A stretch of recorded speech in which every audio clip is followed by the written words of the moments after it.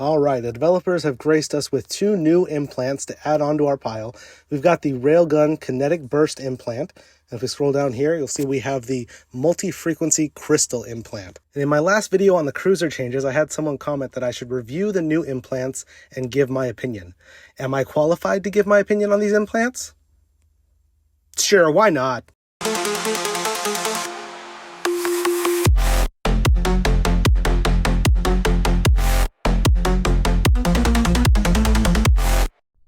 Hello pilots, and welcome back to another Eve Echoes video. Today I'm going to be going over the new implants that have been added to the game and giving my general opinions on the abilities and the usefulness of these things that are going to be adding to your character. And I'm going to preface that by saying that these are 100% opinions and not everything has been tested about these new implants yet. So while we have some basic math and some ability and text to go over, we don't exactly know how they're going to run when we get into the game. So we'll go over the basics and see what we can glint from this description.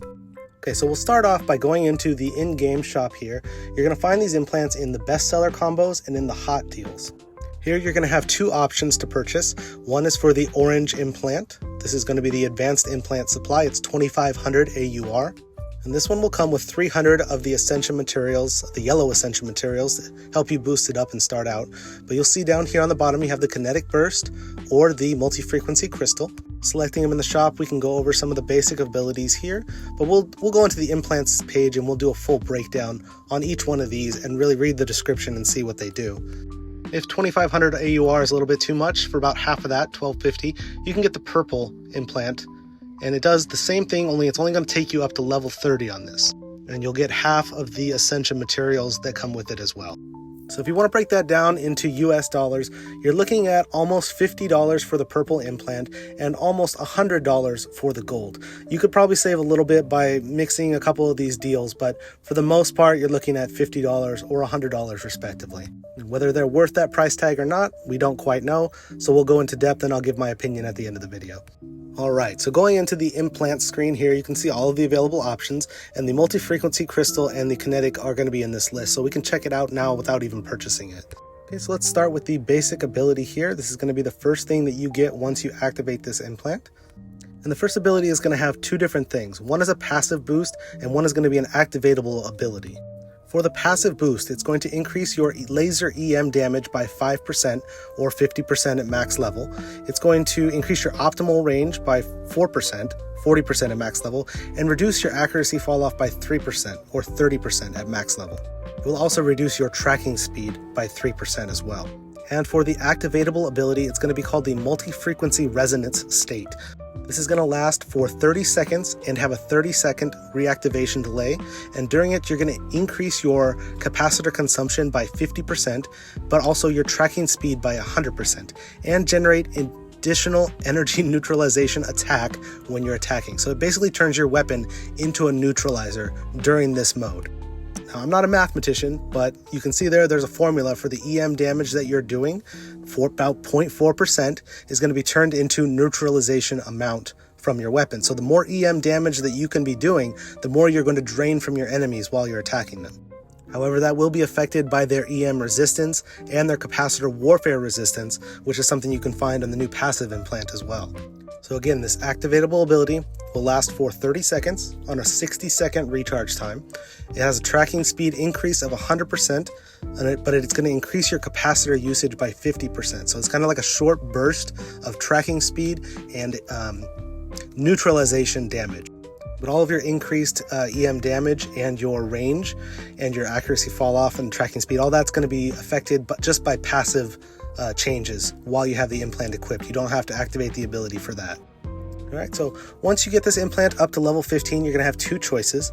Right there in the middle, you see the top choice is going to be called Overclocker Mastery.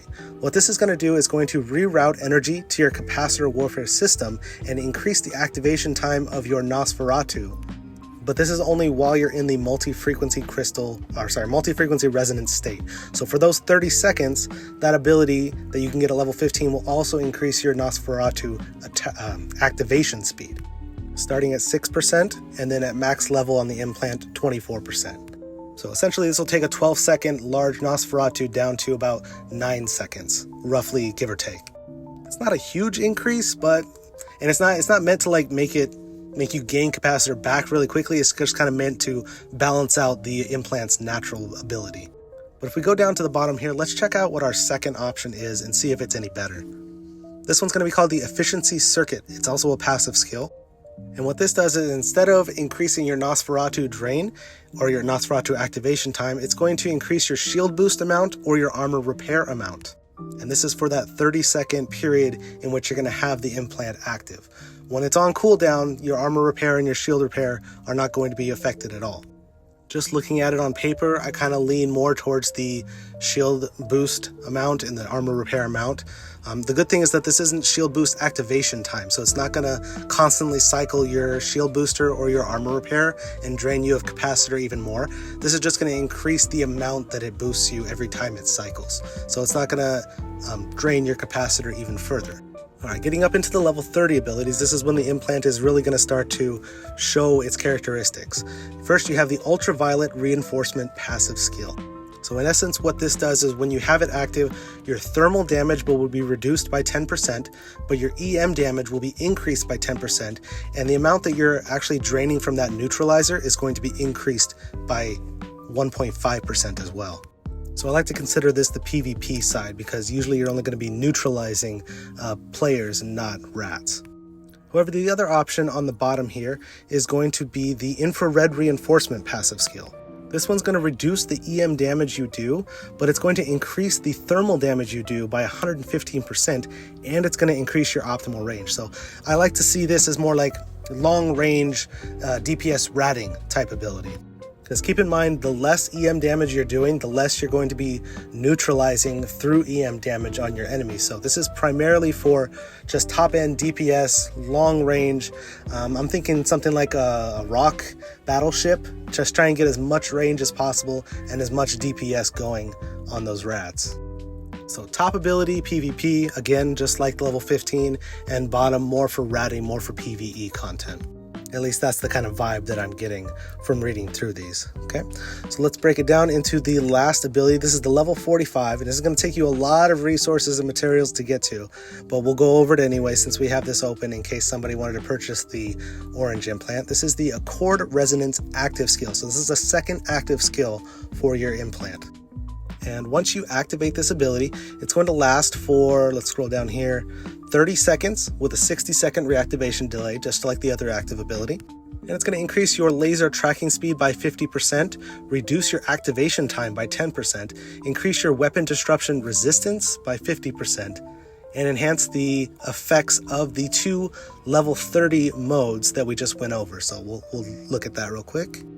Right, so on the Infrared Reinforcement, if you have that selected, it's no longer going to deal EM damage at all. It's going to increase your thermal damage bonus by 150% instead of the 115, and increase the range bonus by 20%. I don't know if that 20% stacks on top of the 20% that's already there, because you see there it already says a 20% increase on optimal, but yeah, that's something we'll have to test.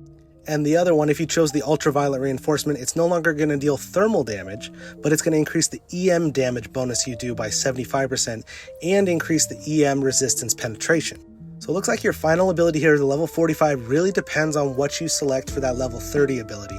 And like what I discussed earlier, the top one, the EM damage, is going to be more for doing PvP damage and more for draining with that neutralizer effect that it gives you. And the bottom one, the infrared, is going to be more about dealing thermal damage and going for top DPS, long range, long optimal range settings. And again, those effects will enhance those level 30 abilities for 30 seconds with a 60-second reactivation delay. So it's only going to be down for about 30 seconds overall, but it is going to require you to click that button quite often to get it going again. So very interesting option for the laser weapon type. We'll go into a little bit more depth at the end. I'll give my final thoughts after we go over the Kinetic implant here. Okay, so let's scroll over here to the right, find it on the list. Right there, it's going to be the third option for railguns. And this is the Kinetic Burst implant. So let's check out the active skill that it's going to give you when you equip this. All right, so right away, we're going to get a 6% minimum, 24% with max skills on the damage. It's going to increase your optimal range by 7.5% or 30% at max level, and increase your accuracy fall off by 7.5%. So basically increase your damage and increase your range just by having this equipped. And once you activate the ability for the implant, it's going to do something that is also new. It's going to increase your fatal blow rate. Now what I'm hearing that this is, because it's not super well explained in the tooltips here, fatal blow rate I believe is going to be the chance you have to do optimal damage. So think of it as like crit percentage in other MMOs. So once you have the implant active, it's going to increase that percentage by 2%. And when you miss with that attack, or when it doesn't go off with that crit, it's going to increase it even further by giving you a fatal bonus that also is going to stack up to 3 times. And that fatal bonus is going to increase your chance to hit that fatal blow by an additional 1.1% or 2% at max level implant. So looks like up to about an 8% chance once you activate this to just be doing crit, high damage burst on this implant. That's probably why it's called the Kinetic burst. And the good thing about this ability that I like as opposed to the multi-frequency crystal is that it's always on. Once you click it, it's on until probably you dock up. So there's no reactivation delay. It's just you're going to increase your critical percentage, your damage, and your optimal range on your railgun attacks. So I like this for more like just a passive buff to your overall damage and your overall weapon capability. So not as much of a bonus as the other railgun implants that we've been using so far, but again, that needs to be tested to see how much these crits are going to impact our overall DPS, especially because this can be active all the time with no cooldown.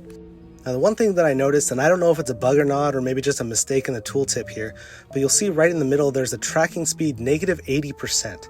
When you click on that, it's actually going to go to reactivation delay, which has nothing to do with tracking speed whatsoever. So I don't know if this is just a bug, if that's not supposed to be there at all, or if the implant actually works differently than they're describing it in the tooltip. But that's something that you'll probably have to have the implant to try out and test.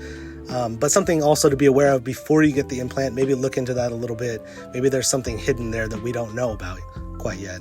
All right, so let's take a look at the level 15 abilities. The first one is going to be the EM Screen Algorithm passive skill. This is going to give you a flat 15% boost to your thermal damage, which is amazing, but it's going to reduce your optimal range by 100% and increase your accuracy fall off by 100%. So I guess this is more for using it close up for things that are really close to you, but I don't like having that optimal range reduced even with that accuracy fall off boost increased.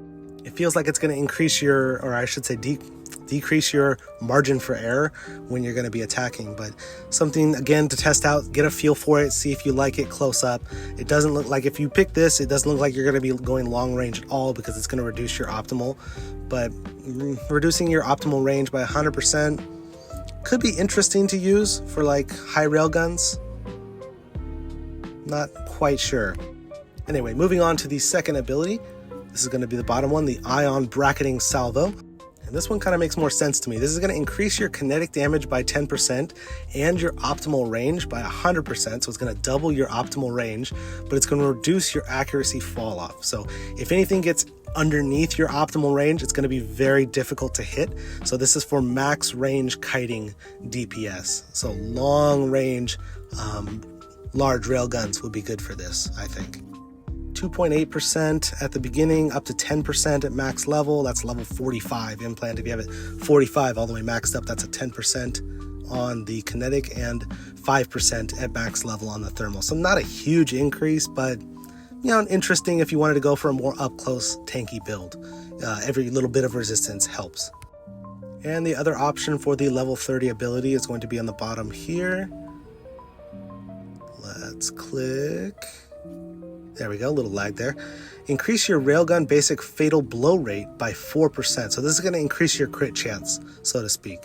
But you'll see it is going to decrease the fatal blow damage that you do. So increased chance for getting a nice solid hit, but little bit small decrease on the overall damage that you can do from getting those hits. Not a bad option to take though, because this is going to be a passive increase to your DPS over time, because that ability is going to be active all the time when you have this implant equipped. So that top ability looks like it's for melee, or I should say up close and personal, and the bottom one is more for DPS or long range fighting. Again, just like the level 15 ability, top one being more for up close, bottom one being for more long range. Okay, let's take a look at the level 45 ability. This is Weakness Avoidance. This is going to be your second activatable skill for this implant. And once you click it, it's going to last for 30 seconds with a 90-second reactivation delay. So a little bit longer delay than the multi-frequency crystal implant ability that we had earlier, but again, 30% activation time. And this looks like a defensive activatable skill here. This is going to increase your resistance to missile, bomb, and drone weapons by 20% and increase the evasion rate that you get for fighting turret weapons by 20%. The second thing that this does is that while you're under the kinetic burst state with that first activatable ability, it's going to give you extra fatal bonus when you dodge or when something grazes you, as well as the bonus that you're going to get from missing your crit chance, so to speak. So as you dodge, you're also going to increase your chance to score those strong hits as well. So something kind of neat. Definitely not as good for the larger ships because you're probably not going to be dodging or getting grazes very often in a slow-moving battleship, but might be something really interesting to play around with for like a Daredevil. And because this lasts for like 30 seconds, it's like a really long extra resistance DCU. So you might even be able to put it in, use it instead of having a DCU in your low slots. It might free up one of your low slots by having this all the way up to level 45. Again, huge investment, a lot of ISK sync to get this up to level 45, but I think this is a very strong ability for the railguns, especially the smaller ships. If you're going to be using a smaller ship with this implant, I would definitely power it up all the way to 45 and take advantage of this. And let's not overlook the fact that it also grants you 20% extra resistance for 30 seconds to missiles, bombs, and drones, some of the hardest things to avoid in the game, especially with those bombard implants running around so rampant. Alright, so now that we've gone through the entire breakdown of both implants, I'm going to give you my overall opinion as a player who's played for about 3.5 years and has the high power coil implant and the focus crystal implant, which I think are both attainable through Dormant Realm. If they're not attainable through Dormant Realm, you can buy them on the in-game market.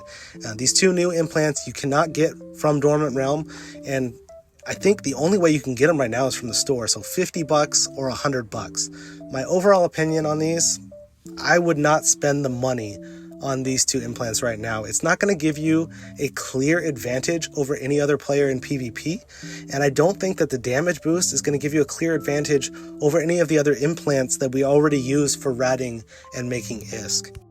The multi-frequency crystal implant used to drain another player's capacitor is an interesting technique, interesting addition to the game, but I don't think it's going to work with how fast combat still is. Maybe if they slow combat down a little bit more, or we start to stack these EM draining capabilities. Maybe in fleet warfare, let's say I would see the multi-frequency crystal used for massive laser fleets, like battleship fleets, but not necessarily in small gang or solo play. Very similar to the new Kinetic Burst implant, I could see it being used for something like a Moros, like a Railgun Dread, trying to take out a super carrier or just another VAS or something like that. I could see the defensive bonuses coming into play, or the long range coming into play, but not something used for small fleet. Definitely something for large engagements. And not only paying the $50 or $100 if you want to get the gold, but also all the things that you're going to need to level it up all the way. You're talking about over 20-30 billion in materials just to get it up to level 45. If I had to take a guess, I would say within the next month and a half, they are definitely going to make some tweaks to these implants to make them more attractive, kind of redo the numbers, maybe just redo the tooltip so it makes more sense. And possibly even add one or both to the Dormant Realms, as I think everybody's already done all of the Dormant Realms and gotten the basic implants already. I think it's probably time for a new rotation. Maybe they'll add a new Dormant Realm, not sure, but I would not advise spending real money on these right now because they're not going to give you a strategic advantage in any other area of the game that you already probably have an implant for. Focus crystal and high power coil probably still going to be highly used or the most used for PvE, and the thermal and pulse probably mostly used for PvP. I don't see these new implants replacing those anytime soon. But hey, that's just my opinion. If you like the video, if you have something you want to add to it, maybe I missed something in the skills, maybe I'm not seeing this properly, but if you want to correct me in any way, go ahead and leave a comment down below. We'll go over this. I like to discuss, and I have no problem admitting when I made a mistake. This is just my overall opinion from glancing and reading the tooltips, and from what we already have in the game. It looks like these 2 new implants are not worth it. So thanks a lot for watching. Like, comment, subscribe, and I'll see you in the next Gromire Games Eve Echoes video. Fly safe.